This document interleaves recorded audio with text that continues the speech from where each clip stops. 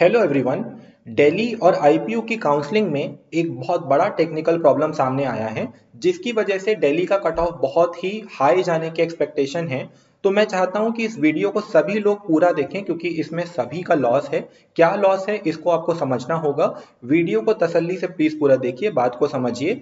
And we want support कि आप इस मैसेज को फॉरवर्ड करें, जिससे कि सभी बच्चों का बेनिफिट हो पाए। एक्चुअली यहाँ पे प्रॉब्लम क्या आ रहा है कि दिल्ली और आईपीयू की काउंसलिंग, जैसे एक ही स्टेट की सीट है, किसी भी स्टेट कोटा की सीट होती है वो स्टेट काउंसलिंग से मिलती है।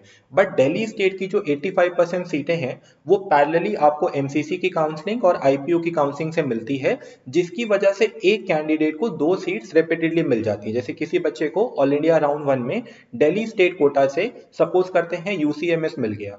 अब उस बच्चे ने सिंस चॉइस फिलिंग कर दी थी, तो आईपीयू की काउंसलिंग का जब रिजल्ट आता है तो उस बच्चे को बीएसए या एनडीएमसी का भी अलॉटमेंट मिल जाता है, जिस वजह से दिल्ली की जो फर्स्ट राउंड की कट ऑफ थी वो काफी हाई चली गई।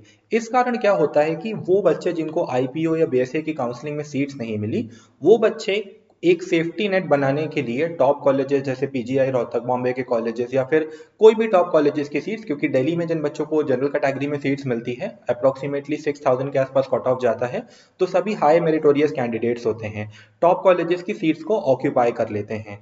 अब यहाँ पे हमें एक बहुत ही इंपॉर्टेंट टेक्निकल एस्पेक्ट समझ में आया।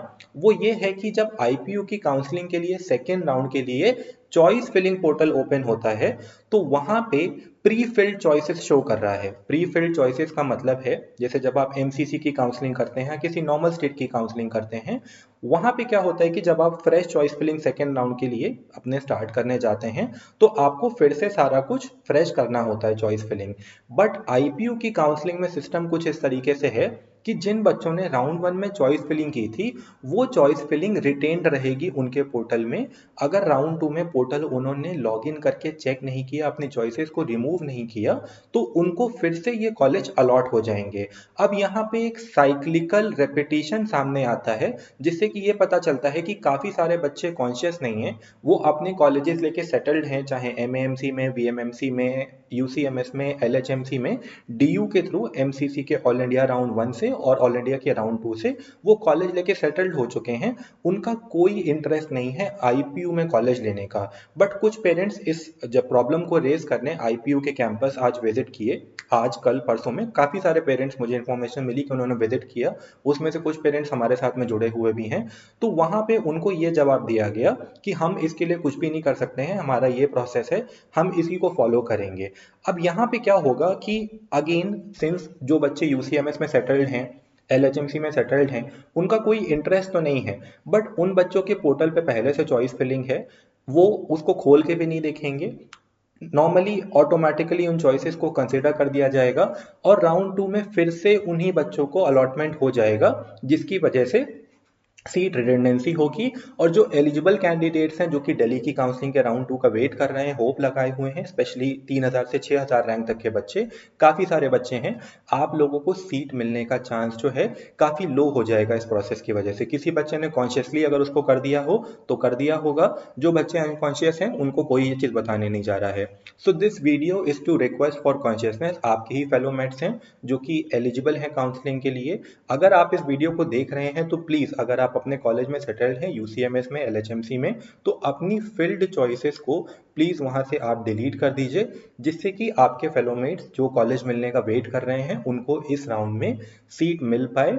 और इसी के साथ में जब ये बच्चे ऑल इंडिया में सीट्स को नहीं ऑक्यूपाई करेंगे कुछ कॉलेजेस की, तो और भी बच्चों का बेनिफिट होगा। सो ये एक फेयर प्रोसेस है, एक फेयर रिक्वेस्ट है, इसको प्लीज आप कंसिडर करिए। इस वीडियो को प्लीज फॉरवर्ड करिए, जिससे जल्द से जल्द हमारा जो मैसेज है वो बाकी लोगों तक पहुंच सके।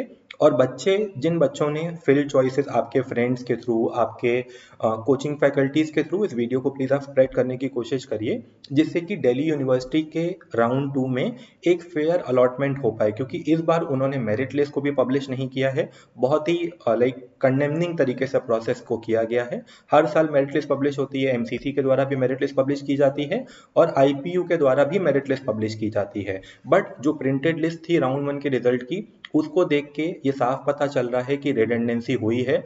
उसमें से मोर देन 50% बच्चे कॉलेज में जाके जिन्होंने रिपोर्ट नहीं किया है, तो कुछ बच्चों का तो कैंसिलेशन हो जाएगा जिनको अलॉटमेंट हुआ। और राउंड वन में सिंस आईपीयू में ये रूल है कि अगर आप राउंड वन में जाके कॉलेज ज्वाइन नहीं करते हैं तो आपको राउंड टू में कंसिडर नहीं होगा। बट काफ़ी सारे बच्चों का चॉइसेस ऑलरेडी फिल्ड है, तो उन बच्चों को फिर से अलॉटमेंट हो जाएगा, जिसकी वजह से एलिजिबल और वेटिंग कैंडिडेट्स को वहाँ पे सीट्स नहीं मिलेंगी। सो प्लीज़ इस मैसेज को कंसिडर करके अपने फ्रेंड्स, फैमिली, जिसके थ्रू भी हो सकता है फॉरवर्ड करिए कि वो बच्चे, it's a very humble request, genuine request है और फेयर रिक्वेस्ट है, इसमें किसी का भी हार्म नहीं है। जो बच्चे अब आईपीयू की सीट्स में इंटरेस्टेड नहीं हैं, please take some pain to delete your choices from your portal. आपको बस लॉग इन करके अपनी फिल्ड चॉइसेस को अनफिल्ड करना है, अदरवाइज आपको फिर से अलॉटमेंट आ जाएगा। और आईपीयू का थर्ड राउंड जो है वो 8 सितंबर को शेड्यूल्ड है, जिससे कि किसी का बेनिफिट नहीं होने वाला है, तो that would become very very harmful. Okay, so it's a humble request, please forward this video as much as possible, जिससे कि बच्चे चॉइसेस को डिलीट कर पाएँ। Thank you so much and I hope you will do the possible things.